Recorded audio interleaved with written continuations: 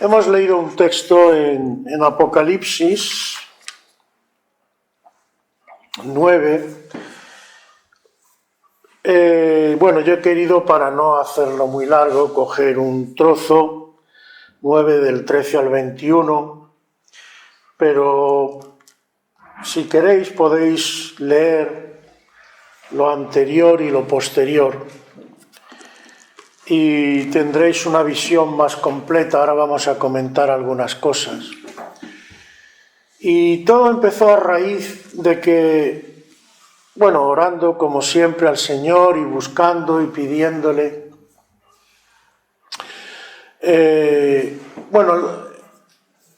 Escuché el otro día a un pastor decir en una predicación que hacía él que todo esto que nos ha pasado de la pandemia y todo esto nos ha hecho aprender cosas.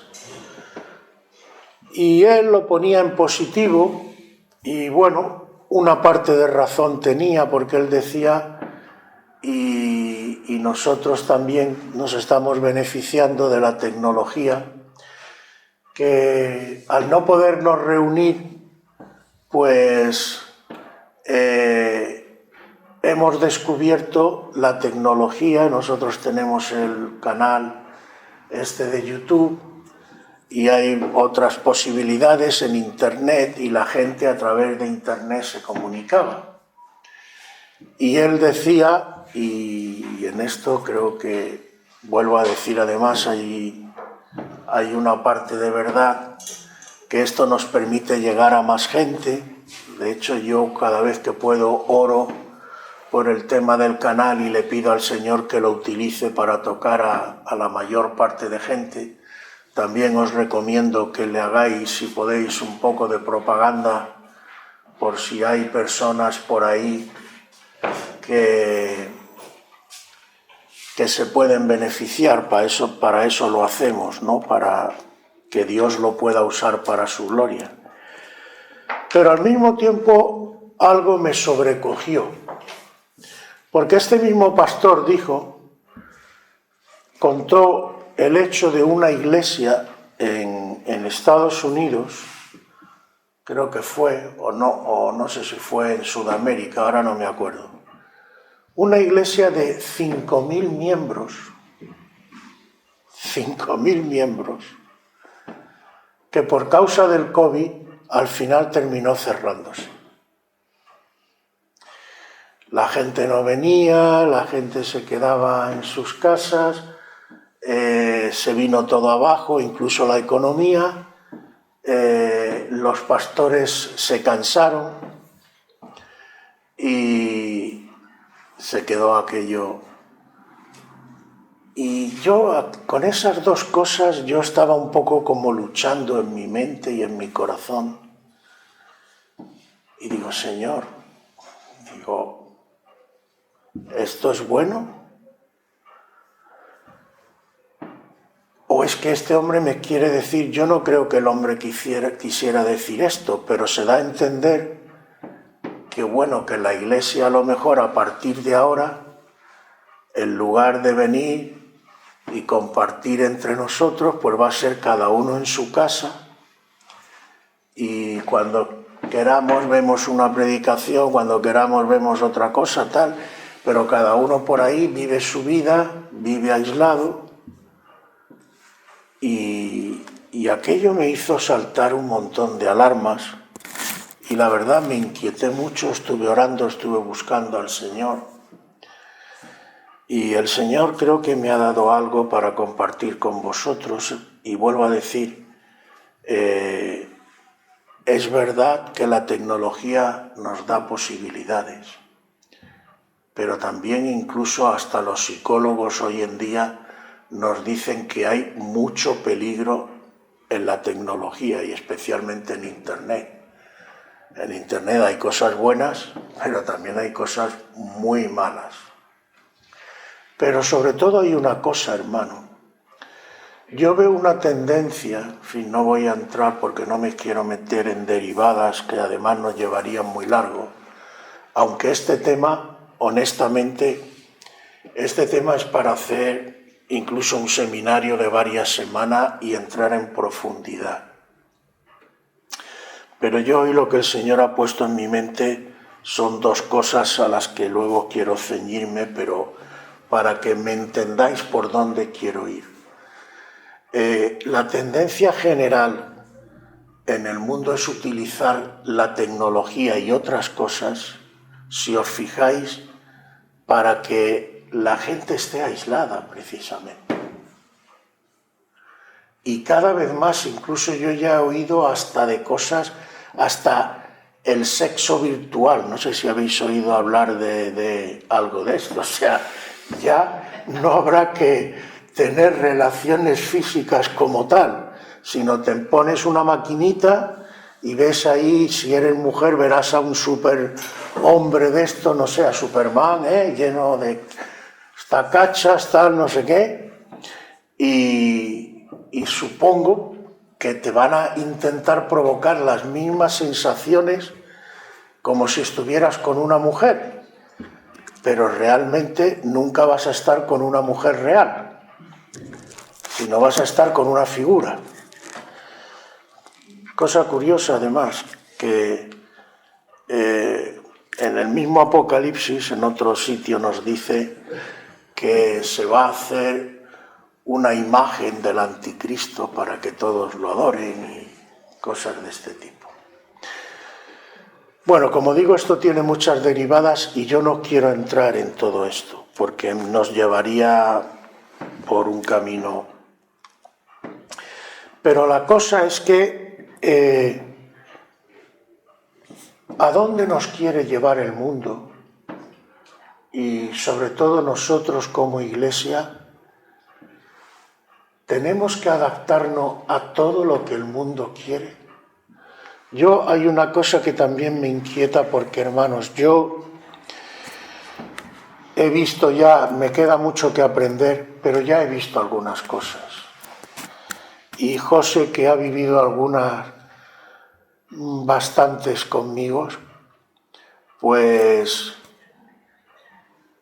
yo no es que niegue que no haya que adaptarse a ciertas cosas del mundo. Como he dicho antes, la tecnología bien usada puede ser una bendición. Pero hermanos, ¿todo lo que el mundo nos trae como avance es bueno? Nadie se hace esa pregunta. A veces solo decimos, ay, esto es moderno y por ser moderno es bueno. Hermanos, yo mismo, estos ojos y estos oídos han ido viendo cómo, voy a ser claro, porque creo que en términos generales la Iglesia ha ido avanzando o ha ido retrocediendo. Y fijaos, solo me voy a referir aquí a España y a lo que nos corresponde a nosotros. No voy a entrar en otros temas. ¿Estamos mejor? ¿Están las iglesias más fuertes? ¿Hay más equilibrio? ¿Se nota más paz en la gente? Y estoy hablando de iglesias. Como decía este hombre, con el COVID y todo esto, hemos notado que más bien que la gente ha dejado de venir a los cultos, que la gente se ha aislado en su casa, en su vida. Hemos dejado penetrar un miedo que nos ha paralizado. Todo esto viene de Dios. Esto es de Dios.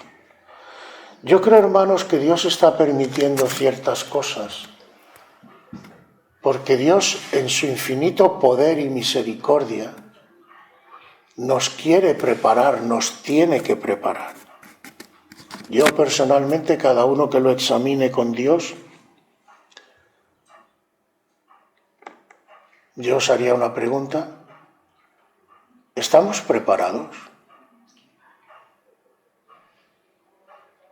si empezaran ahora a desarrollarse ciertos acontecimientos, ¿estamos preparados? En este mismo Apocalipsis, porque claro, hay otra cosa ahí, yo no voy a entrar, vuelvo a decir, porque además no quiero entrar hoy, pero sí apunto un par de cosas. Incluso dentro de las iglesias estamos, parece, pendientes, sabéis que hay 3 posturas incluso para cuando el Señor venga. Que el Señor nos va a arrebatar antes de la tribulación, otros que dicen que va a ser en medio de la tribulación y otros que dicen que va a ser después de la tribulación. Y nos estamos peleando a veces por eso.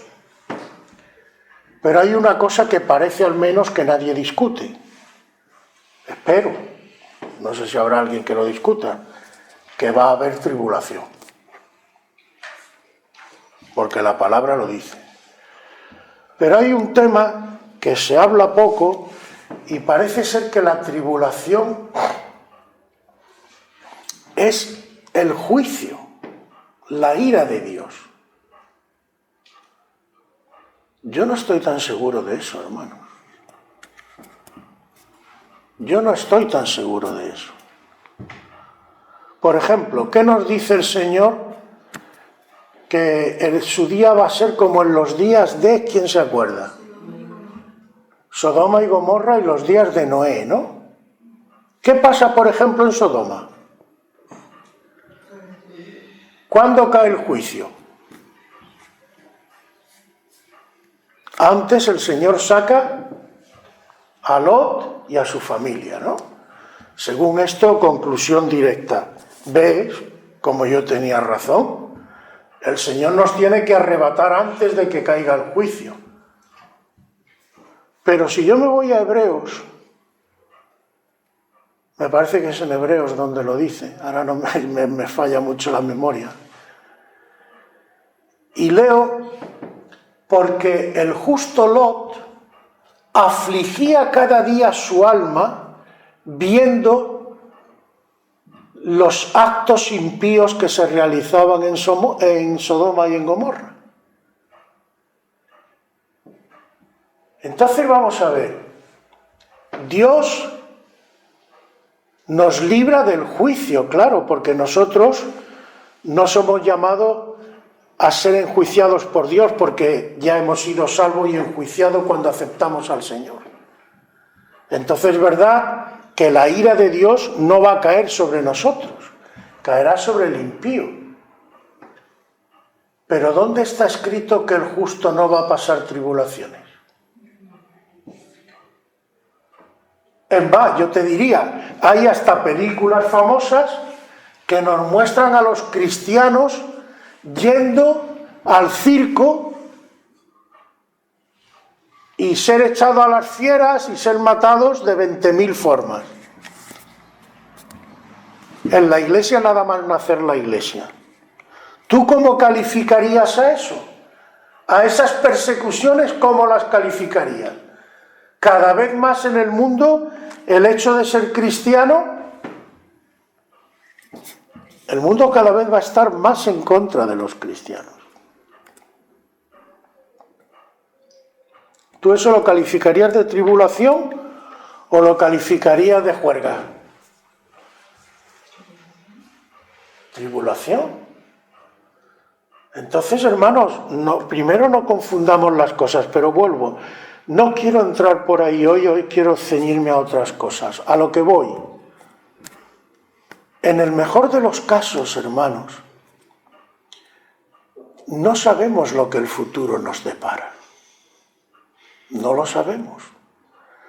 Lo que sí es verdad es que cada vez más la situación pinta en general, no solo para nosotros, sino para todo el mundo, pinta de color hormiga. Porque el mundo va a lo que va.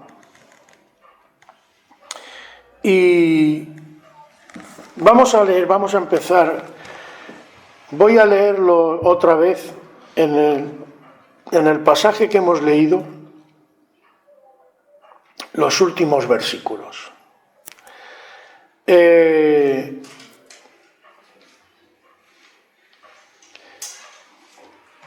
versículo 20, y los otros hombres que no fueron muertos con estas plagas, ni aun así se arrepintieron de las obras de sus manos, ni dejaron de adorar a los demonios y a las imágenes de oro, de plata, de bronce, de piedra, de madera, las cuales no pueden ver, ni oír, ni andar, es decir, no sirven para nada, y no se arrepintieron. Fijaos, además, describe una serie de pecados interesantes. Homicidios, muertes. ¿No os habéis dado cuenta cómo están aumentando las muertes? Ni de sus hechicerías, buscar las cosas satánicas, ni de su fornicación, tener relaciones sexuales ilícitas, ni de sus hurtos. ¿Qué cosas? Lo que ha escogido Dios, a que parece que estoy describiendo la sociedad actual. Y esto fue escrito hace casi 2000 años. Fijaos si el Señor sabe de qué va la correa. ¿Por qué digo o por qué leo esto? Ni aún así se arrepintieron. Ni aún así, ¿qué ha pasado entre medio? Bueno, vamos primero. Aquí lo que te describe es una situación. Esto es el sexto ángel, falta un séptimo, y luego, por eso digo que podéis leeros todos si queréis. Vamos a leer un poco de lo previo. Dice, en las trompetas, bueno, no hace falta que lo leemos, lo digo así, luego lo leéis vosotros. Los ángeles que tenían las 7 trompetas, esto es en el 7º sello, fijaos, ha habido ya 6 sellos con 6 cosas, en el 7º sello salen 7 trompetas y cada trompeta va a traer una cosa. Pero aún esto, todo esto que de lo que estamos hablando, no es la ira de Dios, no es el juicio, porque el juicio viene en el capítulo 16, que se titula, si lo veis ahí, las copas de la ira. O sea que todo esto es anterior a la ira de Dios. No voy a entrar, vuelvo a decir, no me interesa hoy, lo señalo para que meditéis, pero no voy a entrar en si esto, si lo otro, si la Iglesia. Lo único que quiero decir, y recalco, es que no sabemos lo que nos viene. Y yo me tendría que hacer la pregunta, ¿estoy preparado para lo que viene? Aquí nos habla de que, si os leí las trompetas, de que vienen ángeles cada vez que suena una trompeta, se mueren las terceras partes de los animales, la tercera parte de los océanos, de los ríos, y el final, en la sexta, nos dice, por estas 3 plagas fue muerta la tercera parte de los hombres, por el fuego, el humo y el azufre. La tercera parte de los hombres. Si sucediera en este momento, se cree que en la Tierra hay entre 7.000, 8.000 millones de personas, más o menos. Lo cual supone que la tercera parte estaría entre 2.300, 2.600 millones de personas que morirían. Son unas cuantas personas. El COVID no tiene nada que hacer con eso. ¿Me entendéis? La gente va a ver eso. Tú imagínate lo que es enterarte de que han muerto 2.000, pongamos 400 millones de personas. Casi el doble de la población de China. Sería como si la población de China e India prácticamente desaparecieran las dos y se quedaran sin ningún habitante. ¿Tú crees que eso llamaría la atención? Y venimos, porque esta es la sexta, el sexto ángel, pero venimos de que antes tú has visto, y es curioso, hoy se habla de ¿cómo se llama esto? Del cambio climático y de hay que proteger y no sé cuánto. Bueno, pues el hombre al final termina en que va a morir la tercera parte de bosques, de animales, el mar, de ríos, de todo. O sea, va a haber una hecatombe ecológica. Pero aún así nos dice, viendo la humanidad todo esto, viendo lo que está pasando y la destrucción que se está produciendo, no se van a arrepentir, ni van a reconocer a Dios, sino, fijaos lo que dice en el 20, ni dejaron de adorar a los demonios y a las imágenes de oro, etcétera, etcétera. ¿Qué nos quiere decir esto? Esto nos quiere decir varias cosas, pero al menos en dos quiero entrar. Esto nos quiere decir que en este momento la situación de la humanidad ha llegado a un punto de no retorno. Cuando Abraham intercede por Sodoma y Gomorra, si os acordáis, y a veces pensamos que somos más justos que Dios, pues Abraham le dice al Señor, bueno, pero tú eres el juez de toda la tierra, tú tienes que ser justo, tú no puedes castigar a los justos con los injustos. Si hubiera 50 justos en Sodoma, ¿tú vas a castigar a la ciudad con estos 50 justos dentro? Y el Señor le dice, fijaos lo que le dice el Señor, por amor a esos 50 justos, yo no castigaré la ciudad. Abraham le sigue preguntando, bueno, y si hubiera 40, y si hubiera 30, si hubiera 20, si hubiera 10. Y el Señor la misma respuesta, por amor a esos 10 justos, no castigaré la ciudad. Es decir, ya Abraham se calla porque ya ha entendido. Dios no va a hacer juicio hasta que la cosa ya no tenga solución. Hasta que ya esté todo, hablando claro, podrido.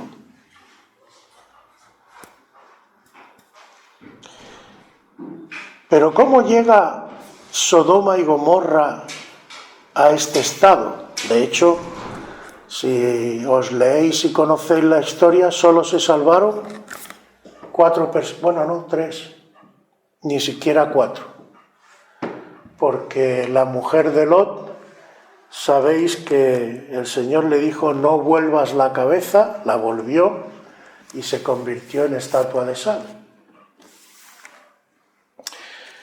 3 personas solamente que Dios saca antes de que caiga el juicio. Pero la Biblia, si leemos, por ejemplo, a ver el primero que me lo busque, Ezequiel 16:49, Ezequiel 16:49, nos dice algo importante sobre Sodoma y Gomorra, porque a veces pensamos que las cosas vienen de pronto y ¡bum!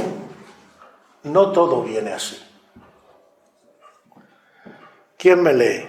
Ezequiel 16:49. He aquí que esta fue la maldad de Sodoma tu hermana. Soberbia, saciedad de pan y abundancia de ociosidad tuvieron ella y sus hijas, y no fortaleció la mano del afligido y del menesteroso. Amén. Es decir, el pecado de Sodoma y de Gomorra empieza no como termina. El Señor dice, tuvieron ociosidad. Llegó a ser una sociedad donde se ve que disfrutaban bien, hacían muchos banquetes, muchas juergas, mucho tal, tenían abundancia de comida y entonces, ¿qué pasó? Pues que en lugar de darle gracias a Dios por lo que habían recibido, se dedicaron ¿a qué? A los vicios. Y además, la última coletilla tiene mucho que ver cuando dice, no fortaleció la mano de los menesterosos. Es decir, empezó un camino de injusticia. No sé si te suena hoy en día. Hay quien dice que el 80% de la riqueza mundial está en manos de como mucho 200 o 300 familias, no más. El 80% de las riquezas. O sea que riqueza hay. Pero, ¿por qué hay tanta miseria? Por ejemplo, porque hay un egoísmo, hablemos claro, del hombre, hablo en términos generales, que como decimos en español, más tienes, más quieres. Y lo importante es los ídolos, imágenes de oro, de plata. No sé por qué cuando leo esto me acuerdo de las monedas. Todas las monedas suelen tener una imagen y tú adoras esa imagen. ¿Qué quiere decir?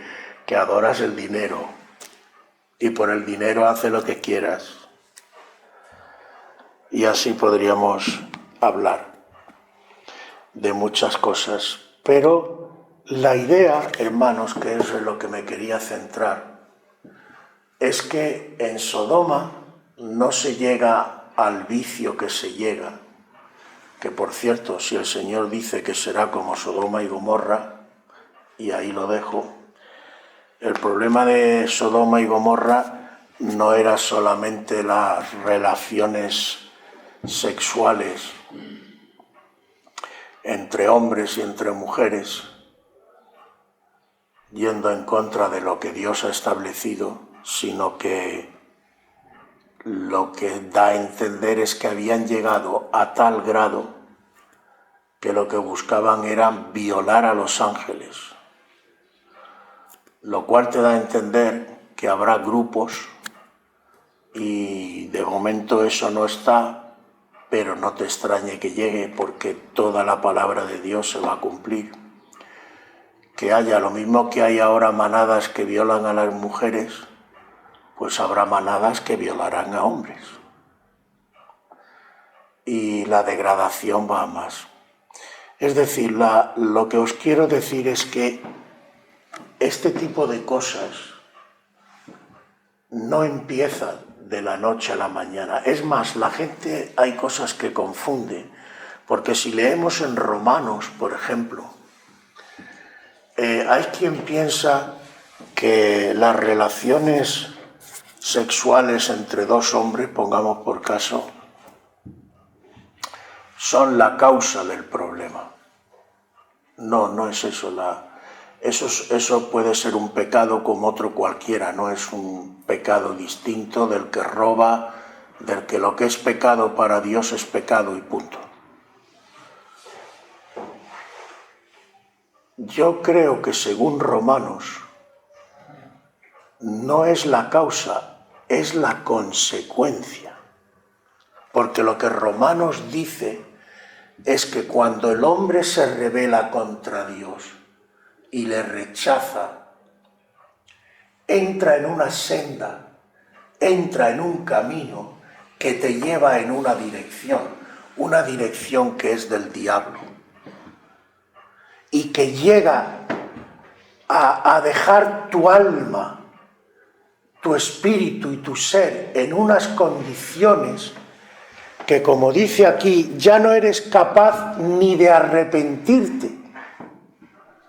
Reaccionas con soberbia.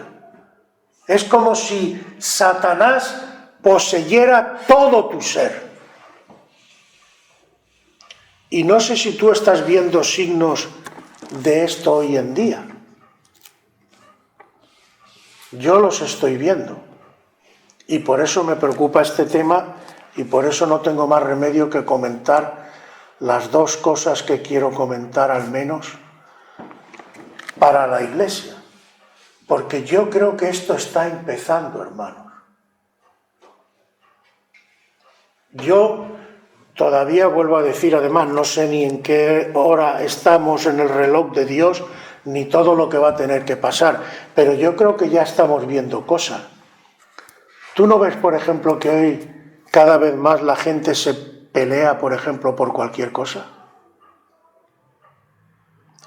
Que en lugar de tener una disposición a ayudarnos y a perdonarnos y a trabajar unos con otros, ¿qué vemos en la sociedad? Si te ven tirado ahí en la esquina, te hacen así y te echan para un lado, quítate que me estorbas. ¿Dónde está la verdadera compasión, la verdadera... Fijaos, ya no digo cristianismo, sino yo creo que ya estamos perdiendo lo que normalmente se ha dicho siempre, la humanidad. Tratarnos como seres humanos, con una dignidad que cada uno Dios nos ha dado. Pero por ahí vamos. Y cada vez estamos entrando más en esto. Y el mundo va a lo que va. Pero la palabra es muy clara, hermanos. La palabra nos da a entender claramente, lo mismo con Sodoma y Gomorra que he puesto antes, con Noé. ¿Qué pasa con Noé? ¿Por qué Dios manda el diluvio? La Biblia nos dice que Dios miró a la tierra y vio que los pensamientos de los hombres eran de continuo, ¿qué? El mal. Llegaron a un estado en que su mente no era capaz de pensar en nada bueno. Su mente estaba totalmente poseída, totalmente pillada por el mal.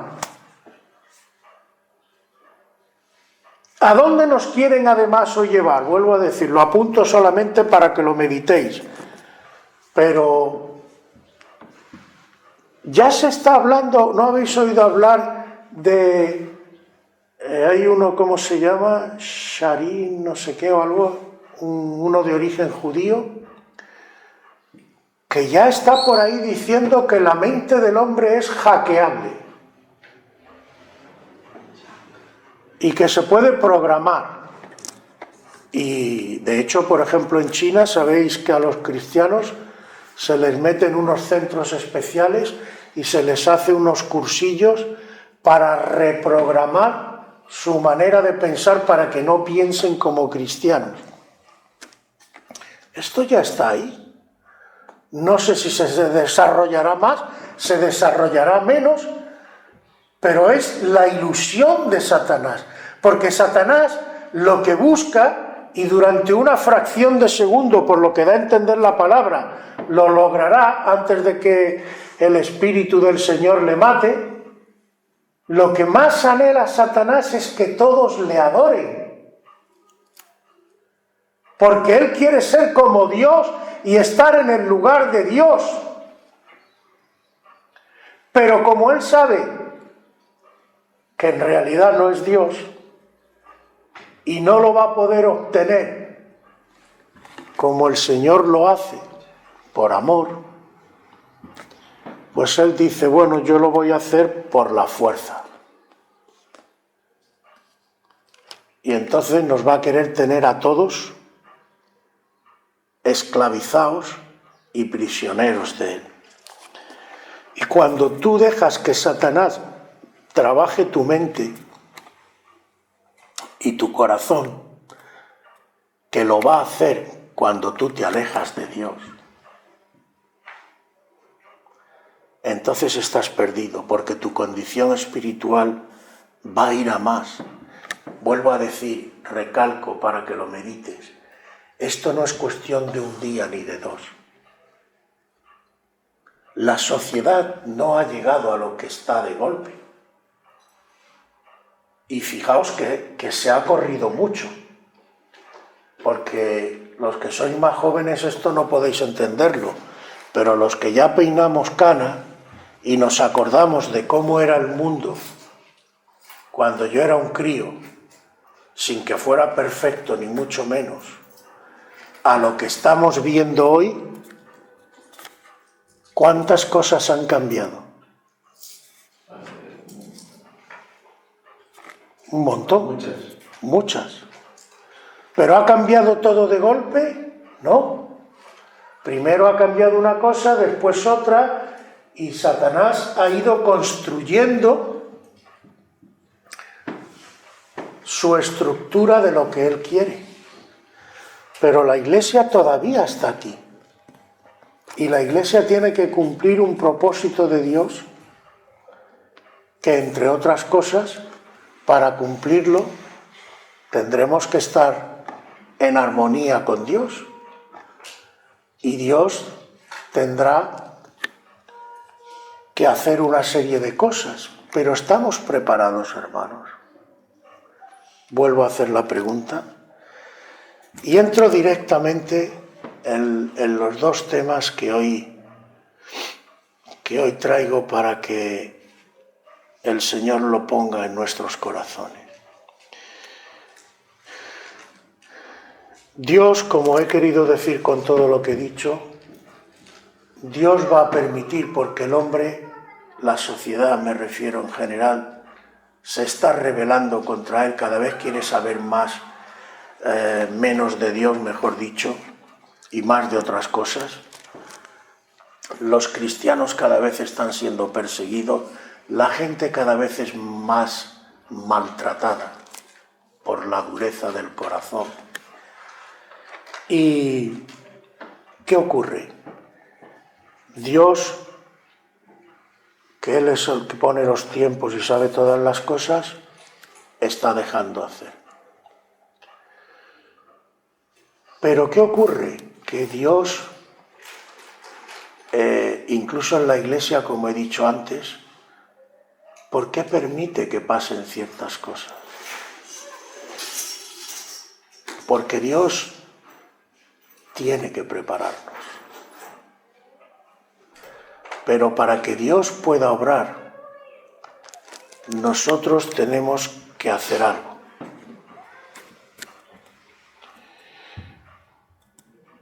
Por ejemplo, otra cosa que viene en el Apocalipsis. Nos dice que llegará un momento en que Satanás querrá poner una marca a toda la gente, que si en la mano, que si en la frente, bueno, yo no me voy a entretener en los detalles. Lo cierto, lo que sí estaremos todos de acuerdo, es que Satanás nos quiere marcar como a ganados para saber que le pertenecemos a él. Y nos dice, vuelvo a decir, son los métodos de Satanás, los métodos que vemos en este mundo, que el que no tenga la marca no podrá comprar ni vender. Si no puedes comprar ni vender, ¿de qué vives? ¿Cómo te mantienes? Si no quieres ceder y que te pongan la marca.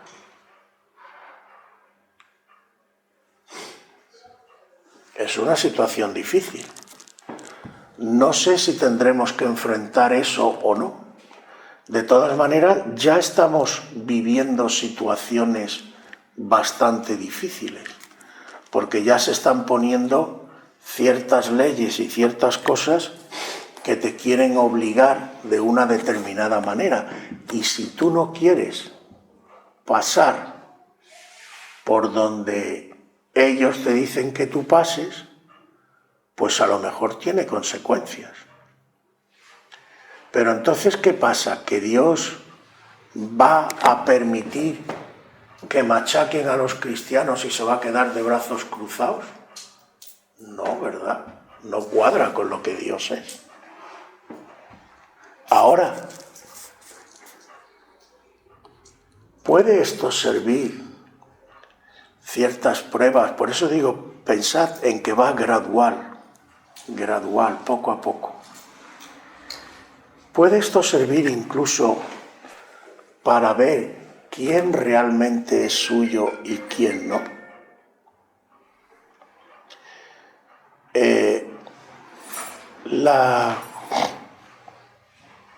Una cosa que y ahora se me ha ido de la cabeza.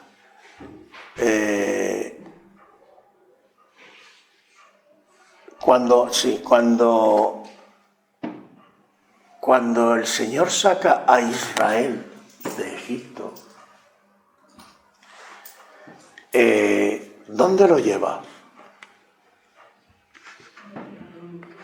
¿Qué? Sí. ¿Y qué lo lleva? ¿El mismo día? ¿Cuánto tiempo se pasan? ¿Y dónde? 40 años, piénsalo bien, ¿eh? 40 años en el desierto. ¿Qué hay en el desierto? Nada. Como no se murieron todos. ¿Qué pasó? Se tenían que haber muerto, ¿no? Como mínimo 50 grados o más a la sombra, sin agua, sin comida. ¿Qué pasa?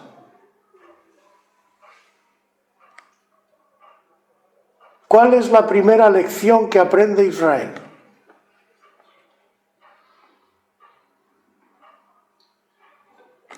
A depender de Dios en todo. En todo. Esa es la primera lección básica, lo primero que yo quería hoy que tuviéramos claro.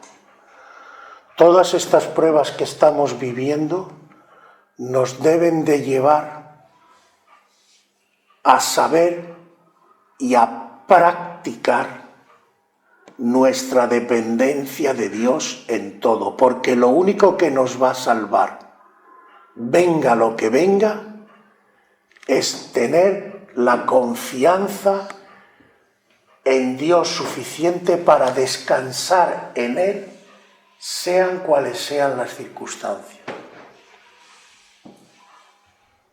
Por ejemplo, porque además hay cosas, hermanos, que por mucho que queramos, nunca vamos a poder controlar. ¿Qué le pasa, por ejemplo, a Jesús cuando Herodes decide matar a los niños? Que además, por cierto, Jesús era un bebecito que no tenía ni uso de razón. Entonces, si Herodes va, se carga a los niños y muere también Jesús, ¿pasa eso? No. ¿Por qué? ¿Qué pasa? Porque en toda la historia Jesús murió. No, Jesús no murió, ¿por qué? ¿Qué pasó? Porque un ángel le avisó de que se fueran a Egipto. Ah, amigo, mira cómo se lo sabe. Un ángel le avisó a José porque Dios sí está atento a los suyos y le dice, coge al niño y llévatelo porque aquí hay peligro. Tú vas a estar atento a los ángeles que el Señor te envíe para que te diga, oye, sal de aquí, vete para allá, haz esto, haz lo otro. El problema no es que Dios te envíe el ángel, el problema es, ¿le vas a escuchar? ¿Vas a hacer lo que te diga? ¿Entendéis? La dependencia de Dios es básica. David, esto está en toda la Biblia. ¿De dónde creéis que saca el Salmo David cuando dice, caerán 10.000 a tu lado y 10.000 al otro lado, pero a ti no llegará? Porque él ha visto tragedias, él ha visto cosas y ha visto cómo Dios le ha salvado, le ha guiado y le ha protegido. ¿Por qué? Porque él se apoyaba, él confiaba, él solo dependía de su Dios. Y las veces que no dependió de su Dios, como cuando se le ocurrió contar a las tropas de Israel, pues mirad lo que le pasó. Entonces la primera cosa importante es dependencia de Dios, total, en todo. Pero hay una segunda cosa importante, que también lo podemos ver incluso en el Éxodo. ¿Cómo hace el Señor? Dice, bueno, pues mira, vamos a sacar un grupito ahora, después sacamos otro grupito, o así pues es menos jaleo, ¿no? Y lo hago de uno en uno. Dios, ¿qué hace con Israel? Los saca a todos. ¿De qué nos habla esto?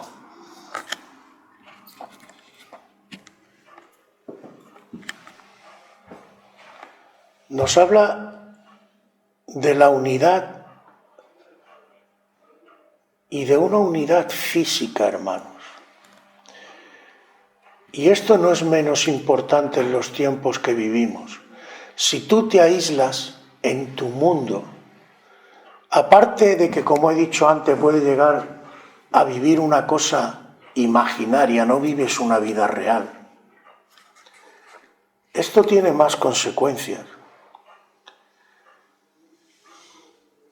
Nosotros como seres humanos, también los psicólogos lo dicen, necesitamos el contacto con otros seres humanos.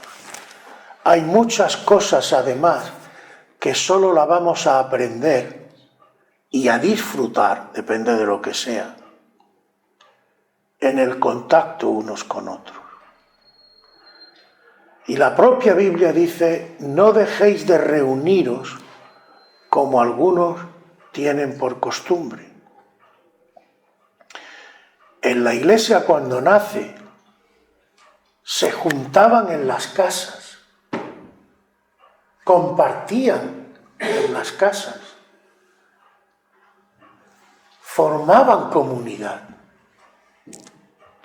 ¿Por qué? Entre otras cosas, porque ahí se encuentra, pues, por ejemplo, un brazo que te anima cuando estás caído, un hombro sobre el que puedes llorar, una solución que a lo mejor tú no tienes para tu problema, un montón de cosas. Vives una vida real porque tienes trato con otras personas y además eres edificado de verdad y fortalecido. Y somos la familia de Dios. Y somos hermanos unos con otros. Y Dios no le dice, por ejemplo, al propio Jerusalén y a Israel, ¿cuántas veces quise juntar a tus hijos? Juntar.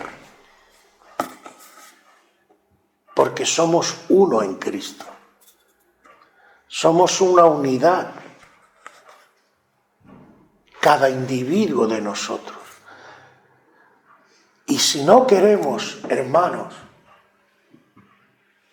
ser arrastrados por el mundo y que el mundo al final logre arrastrarnos a su rueda infernal y a lo que ellos quieren, que es tú aíslate. Porque es muy cómodo, Satanás te lo plantea muy bien el tío. Es malo, pero no es tonto. Cuando tú estás en casa delante de tu ordenador, tú selecciona lo que te gusta a ti, y lo que quiere y lo que no quiere. ¿Vale? Nadie te molesta. Puedes tirarte las horas que tú quieras allí. Claro, nadie te va a corregir, nadie te va a hacer nada, pero ¿a dónde te lleva eso?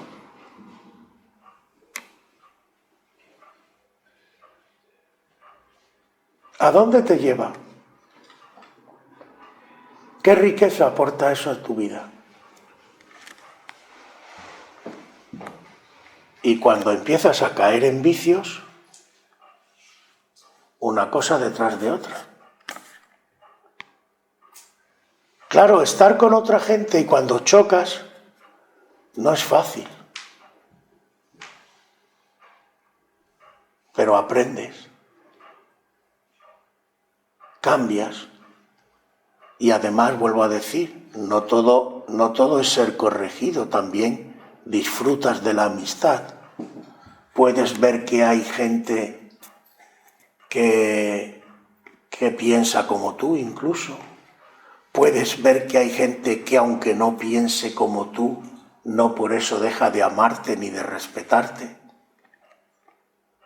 Puedes ver que hay gente que puede aportar a tu vida cosas que a lo mejor incluso en un primer momento te molestan, pero luego te das cuenta que gracias a Dios que puso a este o a esta en mi vida y que me ha ayudado a comprender lo que yo no entendía. Hay un montón de cosas ahí. Entonces, hermanos, cuando la palabra de Dios, y ya voy terminando, dice en Efesios, me parece que es, solícitos en guardar la unidad del Espíritu en el vínculo de la paz, no está diciendo ninguna tontería. Pero si yo tengo que estar solícito en guardar esa unidad, ¿qué quiere decir? Solícito significa estar trabajando, haciendo algo activo. ¿Dónde está lo primero activo? En no acomodarme. En resistir a la tentación de este mundo. Porque vuelvo a decir, Satanás es muy astuto. ¿Cuántas veces tú has estado en tu casa a lo mejor y hay una reunión, pongamos por caso, y tú tienes ganas de ir porque además a lo mejor lo sientes en tu corazón y viene esa voz así sibilina de la serpiente y te dice, venga ya, con lo cómodo que estás aquí ahora, estás ahí puesto con el pijama y estás bien acomodado, ahora te vas a vestir y te vas a salir y te vas a ir a reunir. No seas tonto, quédate aquí, coge, enchufa el ordenador. Venga, que te voy ahí que tengo preparadas 2 o 3 chavalas muy ricas para que tú las veas. Y te quedas allí. Bueno, tú has escogido. Porque de eso se trata, hermano. Y termino con esto, pero medítalo bien.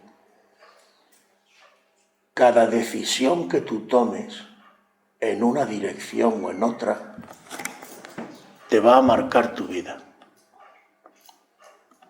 Dios, además, empieza con cosas pequeñas antes de llegar a lo más gordo, pero si tú empiezas dejando a Dios en segundo lugar,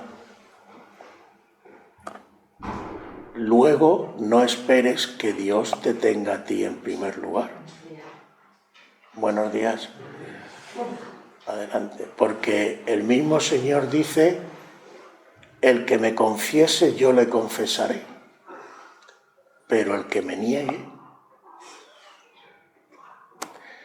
Y la palabra de Dios podía sacar un montón de textos, pero solo te voy a sacar uno, porque yo creo que ya he empezado.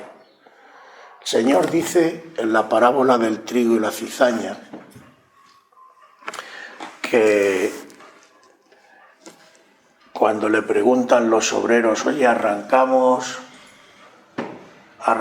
la cizaña, y el Señor dice, no, dejadlo hasta la época de la siega. ¿Por qué? Yo esto siempre, hasta que no me encontré a uno del campo y me lo explicó, nunca lo había entendido, y el del campo me lo dijo, es muy fácil. En la época de la siega es época de fruto. Entonces, el verdadero trigo tiene grano, y como tiene grano, la espiga, por el peso del grano, se dobla. El falso trigo está vacío, no tiene grano, aunque tenga la misma apariencia, entonces está erguido. De tal manera que tú pasas por el medio del campo y ves todo el verdadero trigo está inclinado. Fijaos además el símbolo, cómo el Señor sabe escoger para que entendamos las cosas. ¿Qué significa que están doblados? Están adorando de rodillas. ¿Cómo está el falso trigo? Los hijos de las tinieblas, orgullo, de pie. Yo soy yo. Entonces es fácil coger todo el falso trigo a un lado y todo el verdadero trigo, el que lleva fruto, a otro. Ahora, ¿cómo se llega ahí? A la madurez. ¿Qué ha pasado mientras? Pues mientras tú has ido tomando decisiones, como he dicho antes, pero claro, si tú vas rechazando a Dios y vas cogiendo las cosas, la vanidad del mundo, tú serás de los que al final estarán erguidos, como aquí. En lo que hemos leído de Apocalipsis, ¿qué nos dice? Que ni aun con todo lo que vieron, fijaos a qué estado espiritual hay que llegar. Ni aun con todo lo que vieron, y vieron cosas espectaculares, como las muertes esas que se ha dicho, ni aun así reconocen a Dios y se arrepienten, se mantienen en su soberbia y en su dureza de corazón y con los demonios enganchados, nos dice la Biblia. Ese es el final de la historia. ¿Tú dónde vas a estar? Porque las decisiones, vuelvo a decir, tú te vas alejando, ¿no? Hay cosas que, vuelvo a decir, no empiezan de golpe. Satanás te va echando el circulito, rodeando, te vas enfriando, te vas acomodando, te va a acordar de Sodoma y Gomorra, abundancia de pan, ociosidad, tal, relájate, no te alteres, relájate, te vas dejando llevar, y cuando te das cuenta estás fuera del redil. Y cuando te das cuenta estás tan pillado que ni siquiera sabes cómo volver.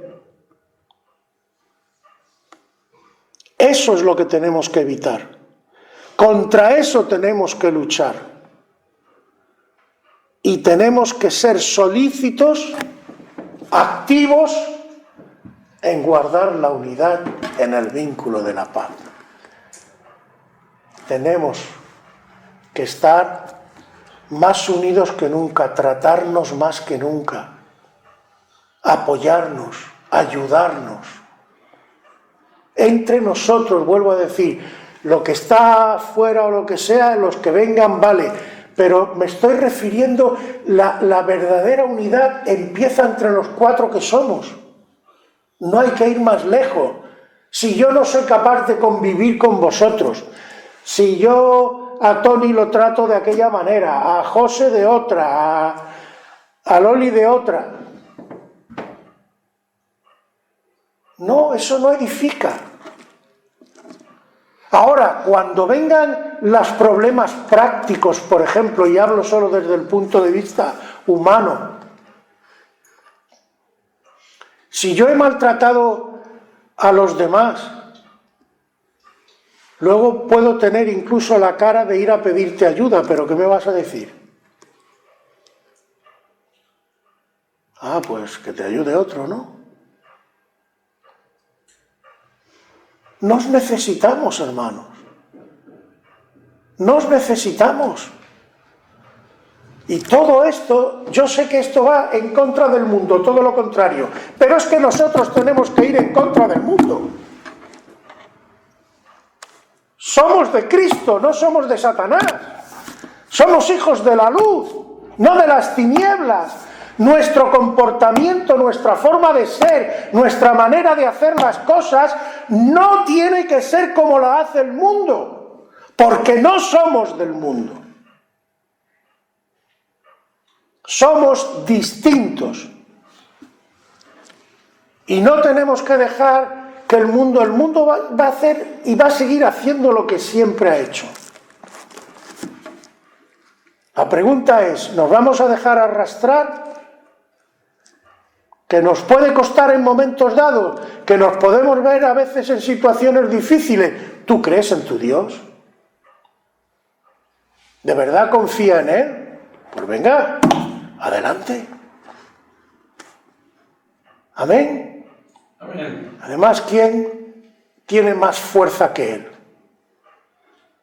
¿Quién nos va a arrebatar de su mano?